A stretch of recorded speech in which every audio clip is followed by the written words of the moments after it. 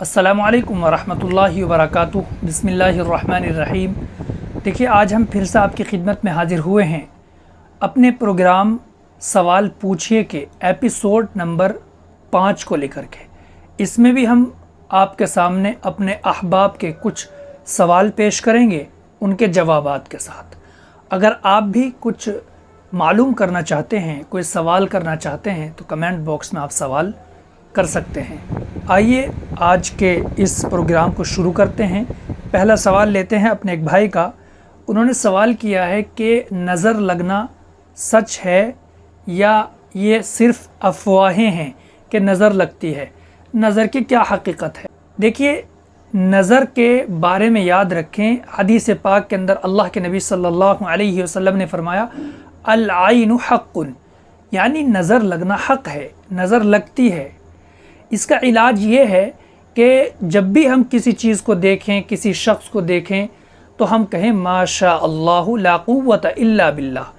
अगर हम उस चीज़ को या इंसान को देख कर ये कहेंगे तो वो शख्स नज़र से महफूज रहेगा, इंशाअल्लाह उसे नज़र नहीं लगेगी। अल्लाह के नबी सल्लल्लाहु अलैहि वसल्लम ने हदीस पाक के अंदर फरमाया कि बहुत से लोग नज़र की वजह से भी मरते हैं।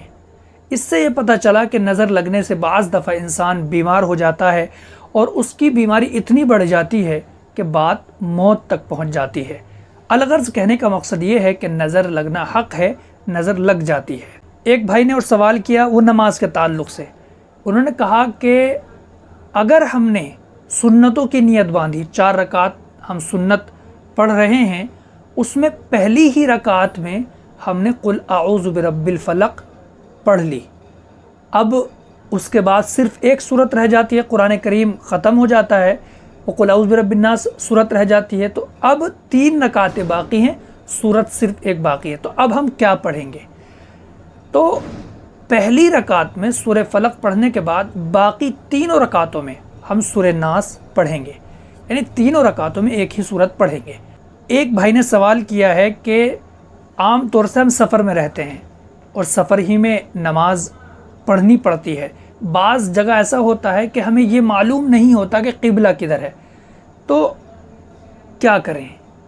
आया नमाज घर आकर क़ज़ा करें या वहीं पर नमाज पढ़ें? तो कैसे पढ़ें? हमें क़िबले का इल्म नहीं है।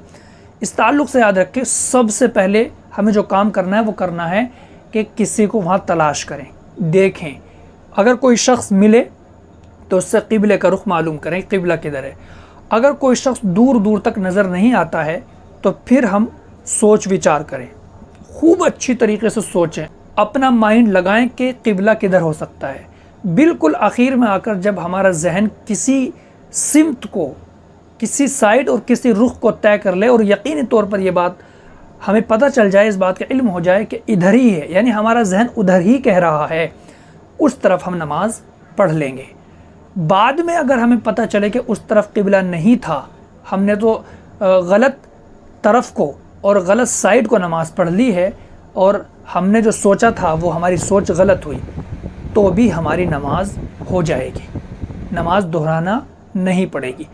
अगला सवाल कि जिन्नात का इंसान पर आना, क्या ये सही है? जिन्नात इंसान पर आते हैं या नहीं आते?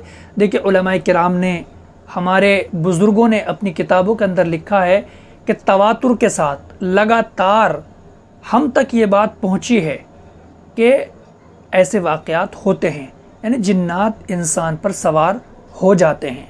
ऐसा नहीं है कि जिन्नात का वजूद नहीं है और जिन्नात सवार नहीं होते, हो जाते हैं। ऐसे वाक़यात कसरत से सामने आते हैं और तवातुर के साथ ऐसे वाक़यात सामने आए हैं और आते हैं। अगला सवाल हमारे एक भाई ने कॉल पर किया है। वो सवाल ये है कि जब कोई शख्स इंतकाल कर जाता है, मर जाता है, क्या उसके नाखून काटे जाएंगे, उसके बाल अंडर आर्म जिसको कहते हैं बगल के और ज़ेरे नाफ बाल साफ़ किए जाएंगे, काटे जाएंगे? देखिए, इंतकाल के बाद, मर जाने के बाद जीनत से बेनियाज है, जीनत का कोई मसला ही नहीं है, तो ना तो नाखून काटें ना कहीं के बाल काटें, बिल्कुल इसी तरीके से रहने दें जो भी है, ना बगल के बाल, ना ज़ेरे नाफ, ना नाखून, ना बालों में कंगा उंगा, कुछ नहीं, इसी तरीके से हम उनको दफना देंगे। तो ये कुछ सवाल थे जिनके जवाब हमने आपकी खिदमत में पेश किए हैं। اللہ سے دعا کیجیے اللہ تبارک و تعالی صحیح سمجھ کی توفیق عطا فرمائے۔ السلام علیکم ورحمۃ اللہ۔